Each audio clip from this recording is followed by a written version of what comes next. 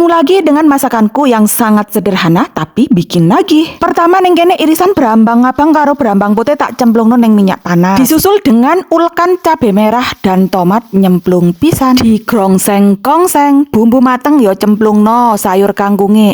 Metumble iku bes. Oh iya besti tak jelasno iki mau kangkunge wis mari tak cuci bersih yo, sebersih wajahmu. Piye besti, kalian seneng sayur kangkung opo ora? Nek seneng ditumis ngene iki apa dikulup dicowel sambel asem ngono kae. Nek aku ditumis seneng, dikulup cowel sambel ya seneng, penting ora dilalap mentah. Tumis kangkungku yang cantik sudah mateng. Lanjut iki aku nyeplok endoke pitik. Peaniku kok sering banget sih yo nyeplok endoke pitik. Iya bes, soale onoke endoke pitik. Pitike gak ono. Coba ae pitike ono. Aku ya orang goreng endok, pitike sing tak goreng. Kaya iki, onoke iwak klothok. Ya iwak klothok sing tak goreng, udu iwak tongkol. Gak apa-apa wes goreng iwak klothok, wong iwak klothok iki ya anake iwak tongkol kok. Nah, nek sing tak ulek iki jenenge lombok. Setelah diulek berubah nama menjadi sambel. Iki besti sajian buat tenaga wes cepak kabeh.